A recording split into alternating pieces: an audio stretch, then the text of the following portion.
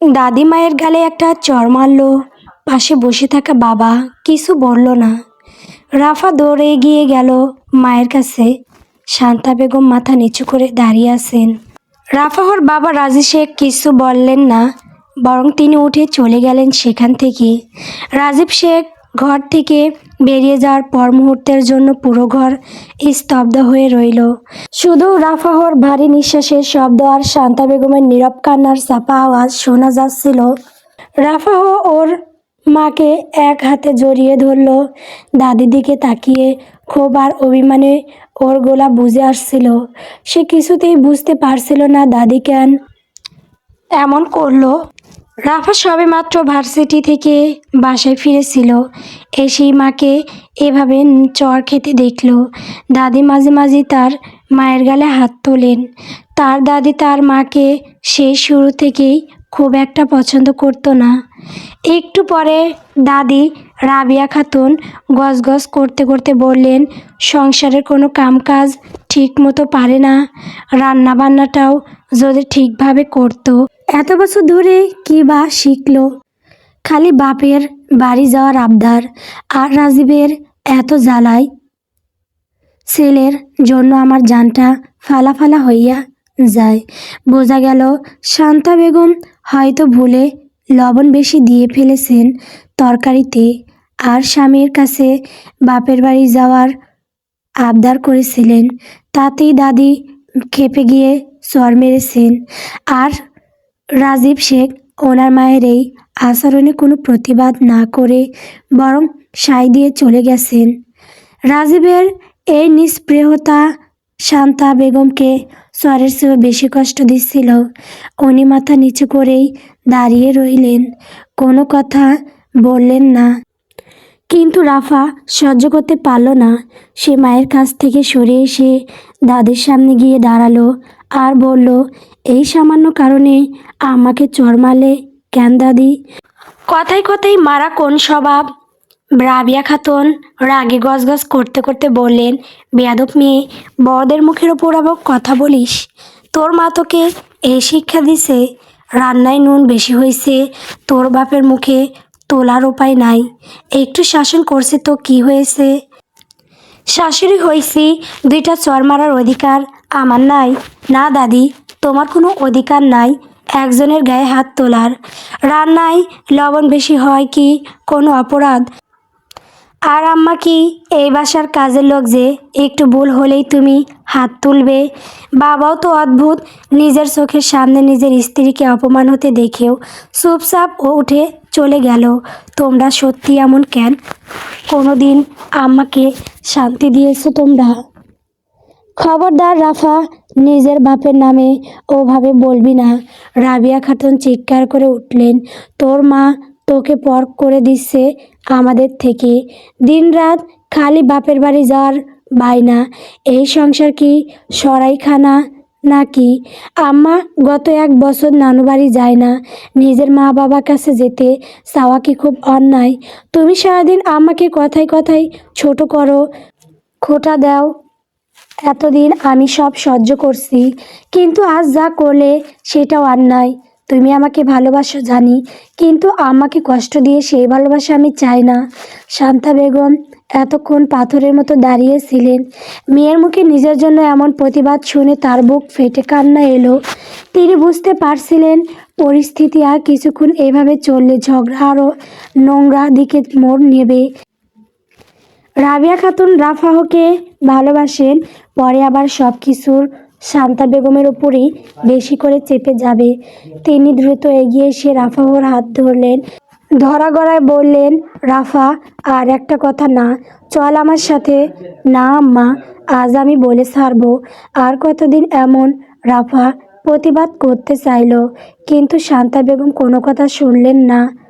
তিনি শক্ত করে মেয়ের হাত ধরে একরকম টেনেই তাকে নিজের ঘরের দিকে নিয়ে গেলেন। পিছনে রাবিয়া খাতুন তখনও বারান্দায় দাঁড়িয়ে উচ্চস্বরে বিড়বিড় করছিলেন, দেখো কাণ্ড, দুধ কলা দিয়ে কালসাপ পুষছি, নাতনি এখন আমারে জ্ঞান দেয়। রুমে ঢুকে শান্তা বেগম দরজাটা আটকে দিলেন। রাফাহর দিকে তাকিয়ে তিনি আর চোখে পানির ধরে রাখতে পারলেন না। রাফা বলল, তুমি সব মুখ বুজে সহ্য করো কেন আম্মা? কিছু বলতে পারো না? কালকেই নানু বাড়ি যাব, এখানে আর থাকবো না। আমার সহ্য হচ্ছে না আর কিছু। বাবাকে দেখলেও এখন রাগ লাগে। শান্তা বেগম মেয়ের কাছে এগিয়ে এলেন। তোর বাবা হয় মা, ওভাবে বলিস না। এই জন্যই তোমার ওপর তারা সুযোগ পায়। বাদ দে। কেন বাদ দেব? বাদ দিলে তোমার গালে লাগা চটটা কি উঠে যাবে? ঠান্ডা হ মা। হতে দিতেছ কই? শান্তা বেগম মেয়ের দিকে তাকিয়ে রইলেন। রাফাহর মাথা গরম। কি একটা অবস্থা বাসার। তার মা চুপ থেকে বলেই তো দাদির সুযোগ পায়। আর কতদিন এমন হবে? রাফার রেগে মেগে ফ্রেশ হওয়ার জন্য চলে গেল। বিকালের দিকে রাজীব শেখ বাড়িতে এলেন। নিয়ে এলেন অনেক বাজার। ঈদের বাজার আর কি, বাড়ির সবার জন্য আছে। চাষিরাও বিকেলের দিকেই বাসে এলেন। রাফাহর চাচাতো বোনরা বাইরে গিয়েছিল সকালে, এখনই ফিরেছেন। রাজীব শেখ সবার জন্যই নানান জিনিস কিনে আনলেও নিজের স্ত্রীর জন্য কিছুই আনেননি। শান্ত বেগম দরজার কাছ থেকে দাঁড়িয়ে দেখলেন শুধু। রাফাহর তার জন্য আনা জামাটা নিল না, সেখানে রেখে দিল। রাজীব শেখ সোফায় বসে তৃপ্তির হাসি হাসছেন। ব্যাগ থেকে একটা একটা করে দামি থ্রি পিস আর পাঞ্জাবি বের করছেন। সবার জন্য উপহার আছে, শুধু নেই সেই মানুষটার জন্য যে 24 ঘন্টা এই সংসারে ঘানি টানে। রাফাহর চাচি নাসরিন বেগম ব্যাগগুলো নেড়েচেড়ে দেখে বললেন, ও মা, ভাইজান তো দেখি সবার জন্যই রাজকীয় সব জিনিস আনছেন। আমার এই জামাটা তো দারুণ হয়েছে। রাফা রাগে রিরি করছিল। এক পলক দরজার কাছে দাঁড়িয়ে থাকা মায়ের দিকে তাকালো।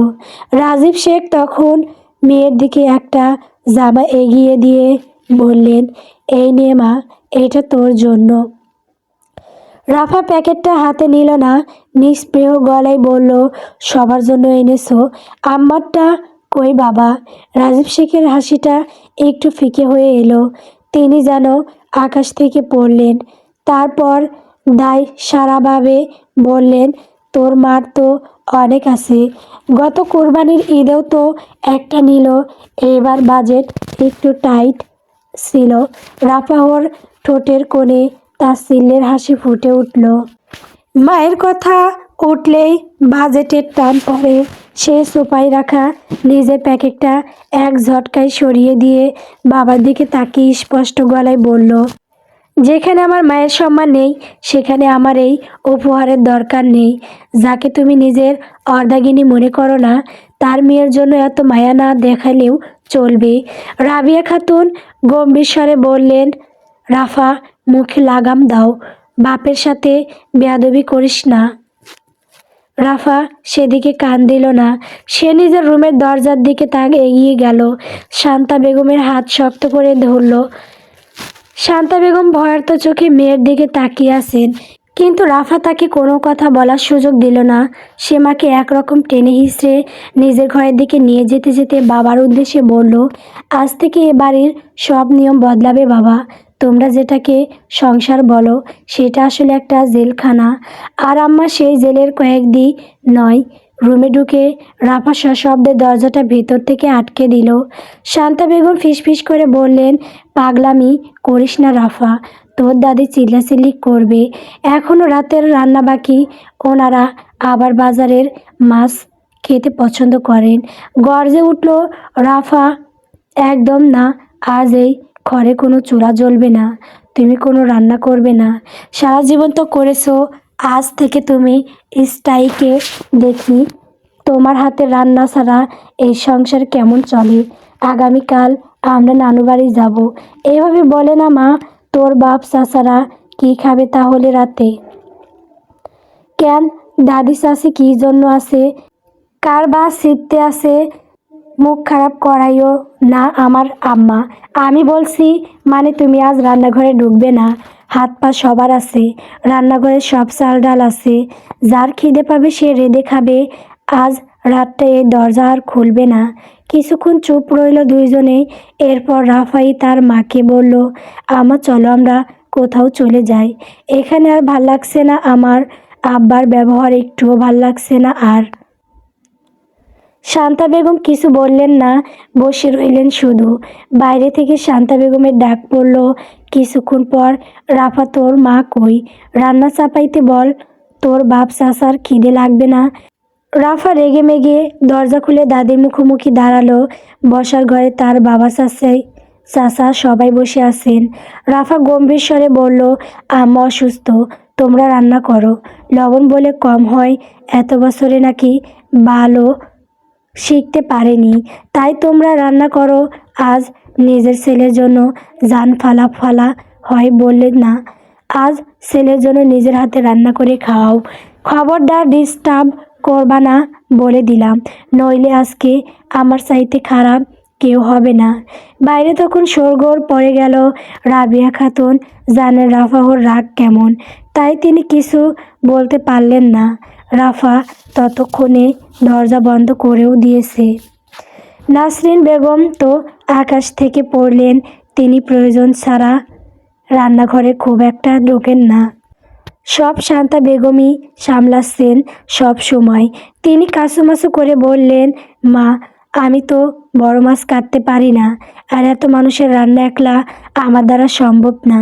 রাবেয়া খাতুন গজগজ করতে করতে রান্নাঘরের দিকে গেলেন। তার বয়সী শরীরে এখন মশলা বাটার রান্না সামলানো যে কতটা কষ্টের সেটা হাড় মাংস যে টের পেতে লাগলেন। আধা ঘন্টা পার হতেই রান্নাঘর থেকে হাতা খুন্তি পড়ার শব্দ আর দাদির হাঁসফাঁসানি শোনা যেতে লাগলো। রাত তখন প্রায় 10টা। ডাইনিং টেবিলে শুনশানের নীরবতা। রাজীব শেখ আর তার ছোট ভাই রায়হান শেখ থালা নিয়ে বসে আছেন টেবিলের সামনে। টেবিলে রাখা আছে বড় মাছের ঝোল আর ভাত। নাসরিন বেগম আর রাবিয়া খাতুন রান্নাঘর থেকে ঘামতে ঘামতে বের হলেন। ওনাদের রেশমি শাড়ির আঁচল আজ মশলায় মাখামাখি, কপালে বিন্দু বিন্দু ঘাম। এমন না যে রান্নাবান্না তিনি করেননি কখনোই, বরং শান্তা বেগম থাকায় অনেক কম করতে হয়েছে রান্নাবান্না। সব কাজ তো শান্তা বেগম একাই করতেন। রাবিয়া খাতুন আজ প্রায় কত বছর পর রান্নাঘরে ঢুকেছেন হিসেব নেই বলা যায়, তাই অবস্থা নাজেহাল। রাফা আর শান্তা বেগম তখনও বের হয়নি। রাফা আজ নিজের টিউশনির টাকা পেয়েছে, টাকা দিয়ে মা আর তার জন্য কিছু খাবার অর্ডার দিয়েছে, আসবে হয়তো কিছুক্ষণের মাঝে। এদিকে রায়হান শেখ এক লোকমা ভাত মুখে দিয়েই থুথু করে ফেলে দিলেন, কি ভাতে এত কাকর কেন, আর মাছে তো আষ্টে গন্ধ ছাড়ছে, ধোয়া হয়নি ঠিক মতো। রাবিয়া খাতুন বিরক্ত হয়ে বললেন, তোর বউ তো ভালো মতো মাছ কাটবারই পারে না, আমি কি চোখে অত দেখি, যা পেরেছি করেছি। রাজীব শেখ মেয়ের রুমের দরজার দিকে এক পলক তাকালেন। উনি একদম শান্ত। তখনই কলিং বেল বেজে উঠল। রাফাহর চাচাতো বোন নিজে উঠে দাঁড়ালো দরজা খোলার জন্য, কিন্তু রাফাহদের দরজা খুলে গেল তখন। বের হলো রাফা, একবারও তাকালো না বাবাদের দিকে, বরং সোজা দরজার দিকে চলে গেল। ফুড পান্ডা থেকে কিছু খাবার অর্ডার করেছিল তার আর তার মায়ের জন্য, সেই সবই এসেছে হয়তো। সে দরজা খুলে খাবারগুলো নিয়ে দরজা লাগিয়ে নিজের রুমের দিকে চলে গেল। বাকিরা হাঁ করে তাকিয়ে রইল। রাফা তার রুমের দরজা দিয়ে ঢুকতেই যাচ্ছিল, এমন সময় তার দাদি ডেকে উঠল, এই রাফা দাঁড়া। রাফা দুনিয়ার সব বিরক্তি নিয়ে ঘুরে তাকালো দাদির দিকে। অবশ্য দাঁড়াতে সে চায়নি, তবে একটু বাজিয়ে দেখা উচিত। প্রশ্ন করলো, কি হয়েছে, এগুলো কি নিয়ে যাস? রাফাহর প্যাকেটের খাবারগুলোর দিকে তাকিয়ে প্রশ্নটা করলো রাবিয়া খাতুন। রাফাহর ঠোঁটে তখন এক সিলতে বাঁকা হাসি। সে প্যাকেটগুলো একটু উঁচু করে ধরল যাতে ডাইনিং টেবিলে বসে থাকা তার বাবা আর চাচিরাও স্পষ্ট দেখতে পান। সে নির্বিকার গলায় উত্তর দিল, এগুলো খাবার দাদি, বিরিয়ানি আর কাবাব। আমার খুব প্রিয়, কিন্তু এই বাসায় তো কোনোদিন ওনার পছন্দের কিছু রান্না হয় না, তাই বাইরে থেকে আনলাম। রাবিয়া খাতুন চোখ কপালে তুলে বললেন, আমরা এখানে মাছ রান্না করেছি, আর তোরা মা বেটি মিলে ঘরের দরজা বন্ধ করে বিরিয়ানি খাবি। তোদের গলায় আটকাবে না? রাফা শান্ত কিন্তু তীক্ষ্ণ গলায় বলল, এত বছর ধরে আমা যখন আমাদের সবাইকে রেঁধে খাইয়ে নিজের সবার জন্য পড়ে থাকা ঠান্ডা ভাতগুলো খেত, তখন কি তোমাদের গলায় আটকাতো দাদি? আম্মাকে যখন আজ চর মারলে তখন কি তোমার হাতটা কাঁপেনি? তো কাঁপেনি যেহেতু আমাদের গলাও আটকাবে না। তোমরা তোমাদের হাতে বানানো মাছের ঝোল খাও, আর আমি আমার মাকে নিয়ে রাজকীয় খাবার খাই। কারো কোনো আপত্তি থাকার তো কথা না। শান্তা বেগম আওয়াজ শুনে দরজার পাশে এসে দাঁড়িয়েছেন। এদিকে পিছন থেকে রাজীব শেখ এবার গলা ঝেড়ে বললেন, রাফা, বাড়াবাড়ি হয়ে যাচ্ছে। খাবারগুলো টেবিলে নিয়ে আয়, সবাই মিলে খাই। তোর মা কেউ ডেকে আন। রাফা হো করে হেসে উঠল। সেই হাসিতে আনন্দ নেই, আছে একরাশ ঘৃণা। সে তার বাবার চোখের দিকে তাকিয়ে বলল, আমার বাজেট তো খুব টাইট ছিল বাবা। আজ যেমন তুমি মায়ের জন্য কিছু আনোনি, তোমার বাজেট নাকি খুব টাইট ছিল, তেমনই আমারও আজ বাজেটে টান পড়ে গেছে। তার উপর তোমরা তো গত কোরবানির ঈদে খেয়েছো সবাই, তাই আমি আমার টিউশনির টাকায় শুধু আমার মায়ের জন্য এনেছি। তোমরা বরং দাদির হাতের রান্না খেয়ে তৃপ্তির ঢেকুর তুলো। বলেই রাফা গট গট করে রুমে ঢুকে গেল। দরজার সিটকিনি লাগানোর শব্দটা পুরো নিস্তব্ধ ড্রয়িং রুমে যেন এক চাবুকের মতো শোনালো। ভাইজান, তোমার মেয়ে বড় বড় কথা বলে এখন, মায়ের থেকেও শিখছিস মনে হয়। আমার মেয়েরে আমি কোনোদিন এমন শিক্ষা দেইনি। নাসরিন বেগমের মুখে কথাটা শুনে রাজীব শেখ নড়ে চড়ে বসলেন। এদিকে রায়হান শেখ বউকে ধমকে উঠলেন, তোমরা ভাবির সাথে যা করো বলারই তো কথা। আজ ভাবি রান্নাঘরে ছিল না, তাই এই হাল হলো। কথাটা বলে মায়ের দিকে তাকালো রায়হান শেখ।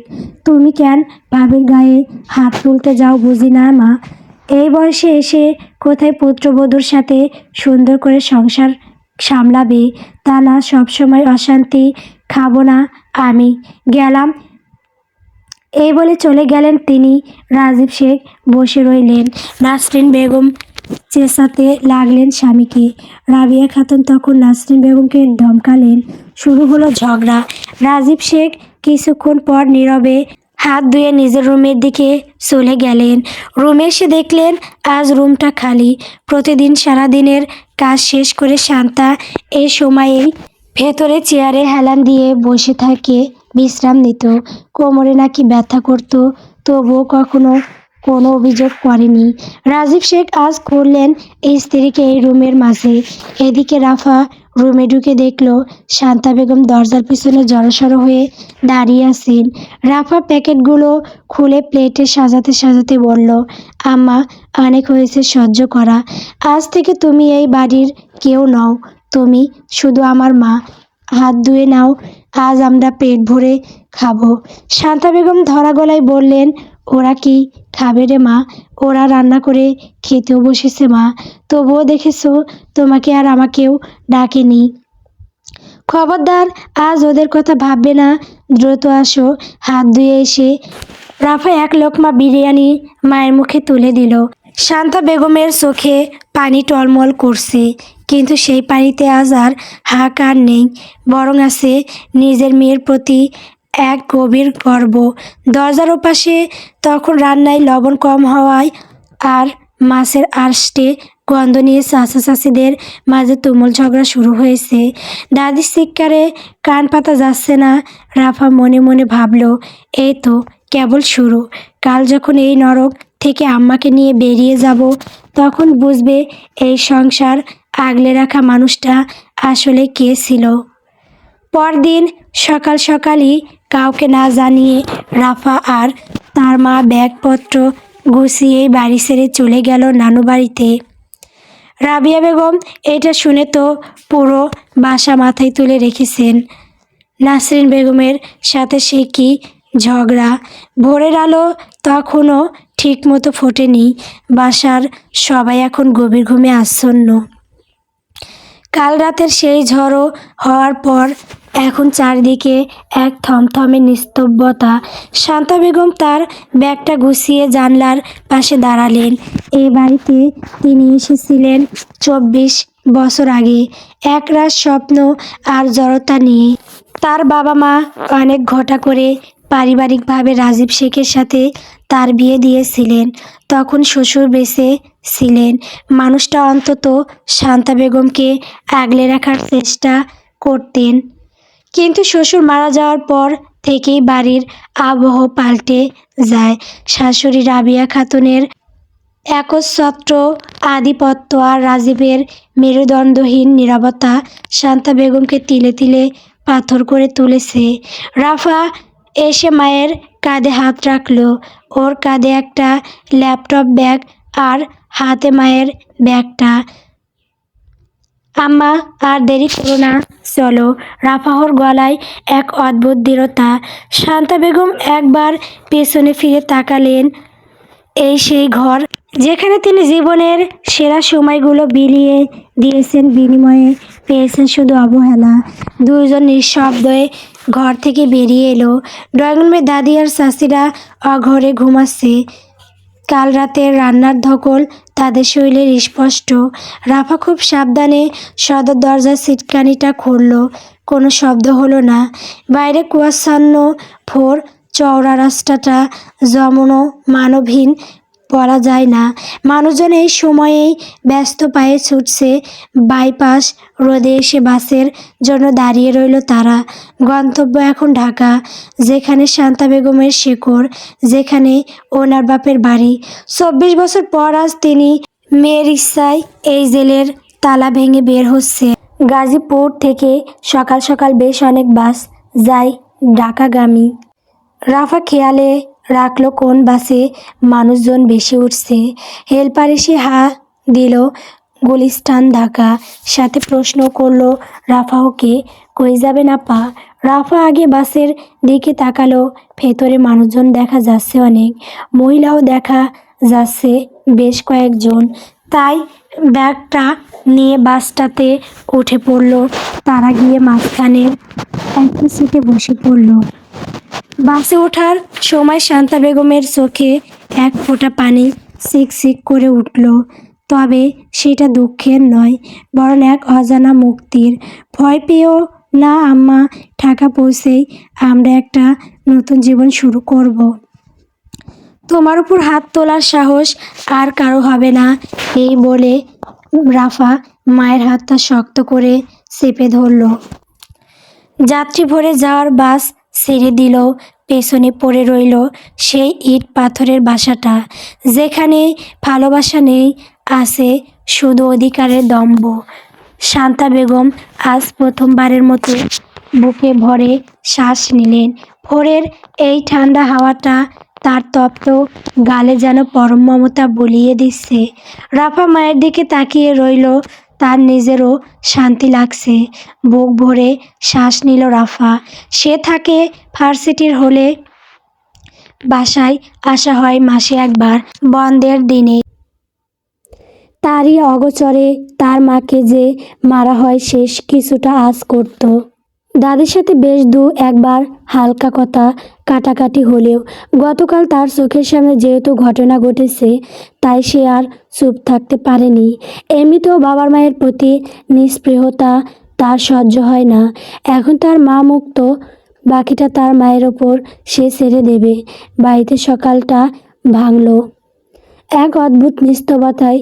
প্রতিদিন ভোরে যেখানে শান্তা বেগমের মশলা বাটার শব্দ কিংবা চুলা ধরানোর আওয়াজে সবার ঘুম ভাঙত, আজ সেখানে এক ভারী নীরবতা। সকাল 7:30টা। রাবিয়া খাতুন অভ্যাসবশত গলা খাকেরি দিয়ে বিছানা ছাড়লেন। কাল রাতে রান্নার ধকল তার শরীরে এখনো লেগে আছে। কোমরের ব্যথাটা যেন টনটন করছে। ডাইনিং টেবিলের দিকে তাকিয়ে দেখলেন কালকের সেই আধ খাওয়া মাছের ঝোল আর ভাতের থালাগুলো তেমনই পড়ে আছে। ঘরদোর অগোছালো।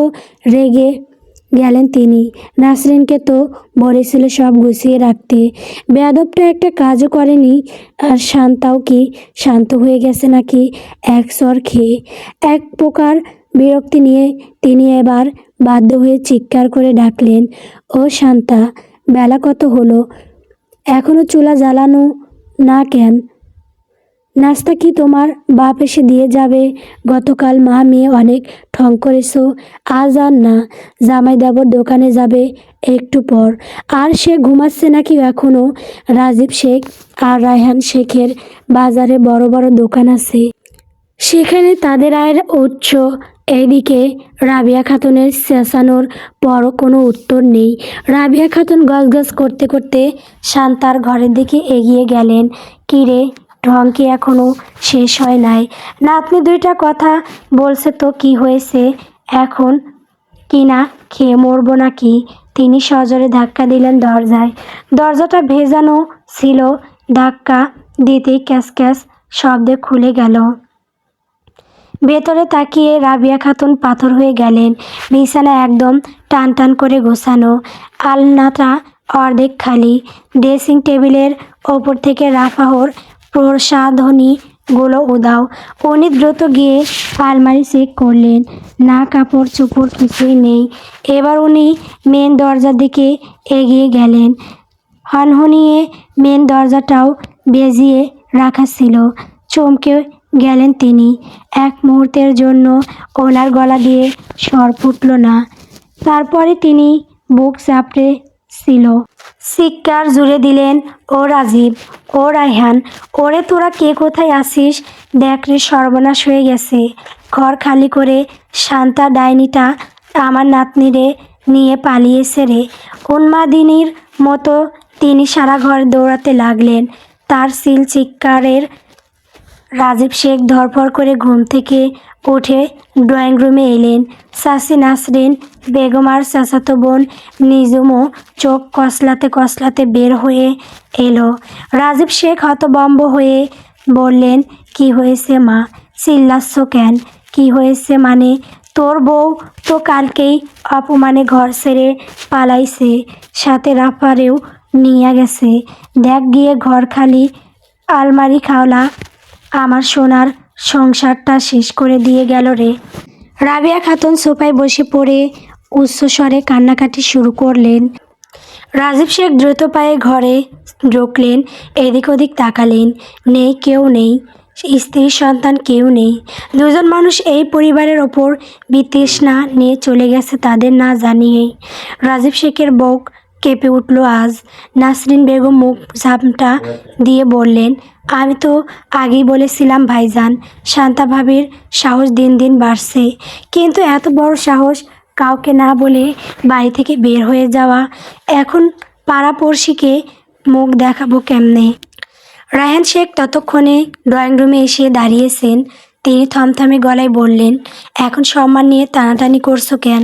কাল যখন মা সবার সামনে ভাবির গায়ে হাত তুলল আর ভাইজান মূর্তির মতো দাঁড়িয়ে থাকলো, তখন সম্মান কথাই ছিল।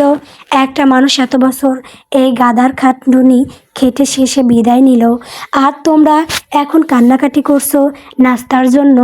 রাজীব শেখ কোনো কথা বলতে পারলেন না। তিনি খাটের এক কোণে ধপ করে বসে পড়লেন। কাল রাতে শান্তার জন্য কোনো উপহার না আনা, তার সোয়ার খাওয়া দেখেও চুপ থাকা, এত বছর মার শান্তাকে নানা কটু কথা, গায়ে হাত তুললেও কিছু না বলা, সব কিছু এখন তার বুকে তীরের মতো বিঁধছে। ঘরটা বড্ড বেশি বড় আর ফাঁকা মনে হতে লাগলো ওনার কাছে। আগুনে ঘি ডাললেন নাসরিন বেগম। রাবিয়া খাতুন যখন লিভিং রুমে বসে বুক চাপড়ে শান্তা বেগমের 14 গোষ্ঠী উদ্ধার করছিলেন, তখন নাসরিন বেগম পানের বাটাটা টেনে নিয়ে মুখ ঝামটা দিয়ে উঠলেন, মা, এখন চিল্লাচিল্লি করে কি হবে? নিজের পায়ে নিজে কুড়াল মারছেন, এখন আমাদের না খেয়ে মরার দশা। রাবিয়া খাতুন কান্না থামিয়ে জলজলে চোখে তাকালেন ছোট বউয়ের দিকে, ধমকে বললেন, কি বললি রে নাসরিন? আমি কুড়াল মেরেছি, ওই ডাইনিটা ঘর ছেড়ে পালালো, আর দোষ আমার। আহ, এখন তোমরা কি তামাশা শুরু করলে আবার? আশ্চর্য! পাশ থেকে রায়হান শেখ বলে উঠলেন কথাটা, কিন্তু নাসরিন বেগম সে কথায় গুরুত্ব দিল না। তিনি শাশুড়িকে বলে উঠলেন, দোষ না তো কি, শান্তাভাবী ছিল বলে এই বয়সে এসেও আপনি রানীর মতো পা নাচিয়ে খাইছেন। একদিনও তো রান্নাঘরের নুন তেলের চিন্তা করতেন হয় নাই। এত কথা শোনান, গায়ে হাত দেন, তাও কিছু বলে নাই কোনো দিন। কাল মেয়ের সামনে অমন করে চটটা না মারলে কি আর মেয়েটা জেদ করে মাকে নিয়ে বের হতো? এখন বোঝেন ঠেলা। কাল রাত থেকে আমার কোমর ব্যথায় ছিঁড়ে যাচ্ছে ওই মাছ কাটতে গিয়ে। আজ দুপুরে রান্না করবে কে শুনি? রাবিয়া খাতুন সোফা থেকে তরাক করে উঠে দাঁড়ালেন। রাগে তার থুতনি কাঁপছে। ওরে হারামজাদি, তুই এখন আমারে জ্ঞান দিচ্ছিস? বড় যা পালাইছে বলে তোর খুব আনন্দ হইছে না? ভাবছিস সব গয়নাগাটি তোর হবে? তুইও তো কম না। কাল যখন রাজীবের সামনে ওর বইয়ের নামে বিষ ঢালছিলি, তখন কি মনে ছিল না যে সাঁতা না থাকলে হাতা খুন্তি তরি ধরতে হবে? নাসরিন বেগমও দমে যাওয়ার পাত্রী নন। তিনি উঠে দাঁড়িয়ে কোমরে হাত দিয়ে বললেন, আমি বিষ ঢালি নাই, যা সত্যি তাই বলছি। কিন্তু হাত তো আপনি তুলেছেন। এখন পাড়াপড়শি যখন জিজ্ঞেস করবে শান্তাভাবী কই, তখন কি বলবেন? বলবেন যে সামান্য লবণের জন্য বৌমাকে চর মেরে তাড়িয়ে দিয়েছেন। সিসি, আমার বাপের বাড়ির লোকজন শুনলে তো হাসাহাসি করবে। তোর বাপের বাড়ির গোষ্ঠী উদ্ধার করি আমি। রাবিয়া খাতুন চিৎকার করে উঠলেন, বেয়াদব মেয়ে, বড়দের মুখে মুখে কথা বকস। তোর মা তোরে এই শিক্ষা দিছে। শান্তা অন্তত তোর মতো মুখে মুখে তর্ক করতো না। তুই তো দেখছি ওর চেয়ে বড় কালসাপ। হ্যাঁ, আমি কালসাপই সই। শান্তাভাবির মতো বোকা আমি না যে চর খেয়েও আপনার পা টিপে দেব। পরিষ্কার শুনে রাখেন মা, আমার শরীর ভালো না। আমি আজ উনুন জ্বালাতে পারবো না। আপনার ছেলের জন্য যান ফালা ফালা হয় না, যান আজ নিজের আদরের ছেলের জন্য নিজে রাঁধেন গে। এই বলে হনহনিয়ে রুমে চলে গেলেন। রায়হান শেখ অনেকক্ষণ যাবৎ থামানোর চেষ্টা করেছিলেন। একটু আগেই নিজের রুমে চলে গেছেন। এই বয়সে এসে এখন শাশুড়ি বৌমা ঝগড়া করছে। কী দিন এলো! রাবিয়া খাতুন মাঝের ঘরে একা দাঁড়িয়ে রইলেন। ডাইনিং টেবিলে কালকের সেই আজশতে গন্ধওয়ালা মাছের ঝোল মাছে বনবন করছে। পুরো বাড়িটা যেন তাকে গিলতে আসছে। তিনি হাপুস নয়নে কাঁদতে কাঁদতে বিড়বিড় করতে লাগলেন, ওরে রাজীব, ওরে খোকা, দেখ তোর বউ পালানোর খুশিতে ছোট বউ এখন আমারে লাথি মারে রে। আমার কপালে কি শেষে না খেয়ে মরণ আছে? রাজীব শেখ কিছু বললেন না, ওনার মুখ বন্ধ হয়ে গেছে। কিছুক্ষণ ওভাবেই রুমে দাঁড়িয়ে থেকে নিজের রুমে গিয়ে পোশাক পাল্টে চলে গেলেন বাইরে। ভেতরে রাবিয়া খাতুনের গলার আওয়াজ শোনা গেল। গুলিস্তানের জিপিওর সামনে যখন বাস থামল, চারপাশে সিলসিলা হট্টগোল আর যানজট। রাফা ব্যাগটা কাঁধে নিয়ে মায়ের হাত ধরে ভিড় ঠেলে ফুটপাত দিয়ে হাঁটতে শুরু করলো। নানু বাড়িটা গুলিস্তানের এক ব্যস্ত গলির ভেতর। পুরনো আমলের 3 তলা বাড়ি, তবে বেশ যত্ন করে রাখা। নিচতলা আর 3 তলায় ভাড়াটিয়া থাকেন, আর দোতলায় শান্তা বেগমের মা আর ছোট ভাই থাকেন। রাফা বাড়ির সামনে জং ধরা গেট পেরিয়ে হাঁটতে শুরু করলো সামনে। গতকাল ছোট মামাকে বলে রেখেছিল রাফা তার ছোট মামা অবিবাহিত, বিয়ে করেননি। এক জীবনে মাকে নিয়েই রয়েছেন তিনি। মাঝে মধ্যে বড় বোনের কাছে ঘুরে আসে দেখতে। বাড়ির ভেতরে ঢোকার আগে রাফাহর সাথে কারো ধাক্কা লাগলো। রাফা শান্তভাবে জবাবে বলল, দুঃখিত, এই বলে তাকালো রাফা। এক যুবক আর পাশে একজন ভদ্রলোক। যুবক বিনয়ের সাথে দৃষ্টি নামিয়ে বলল, দুঃখিত, খেয়াল করিনি। এই বলে যুবক আর ভদ্রলোক চলে যেতে লাগলো। তখনই 3 তলার একটি রুমে বারান্দা হতে আওয়াজ এলো, যা টাকা ফেরত পাবে সব নিয়ে আসবে। রাফারা তাকালো উপরে। এক মেয়ে কথাটা বলছে। রাফা পিছনে ফিরে দেখলো ভদ্রলোক একবার তাকিয়েছেন উপরের দিকে, তবে যুবক তাকায়নি। ভদ্রলোক ঠিক আছে বলে সেই যুবক আর তিনি চলে গেলেন। রাফারাও ভেতরে ঢুকলো। রাফাহর মা বলতে লাগলো, ভাড়াটিয়া হয়তো। গল্প চলো হারিয়ে যায়। গল্পটি কেমন হয়েছে কমেন্ট করে বলবেন। আমার চ্যানেলে নতুন নতুন গল্প পেতে সবাই আমার চ্যানেলটিকে সাবস্ক্রাইব করবেন, পাশে থাকবেন। ধন্যবাদ।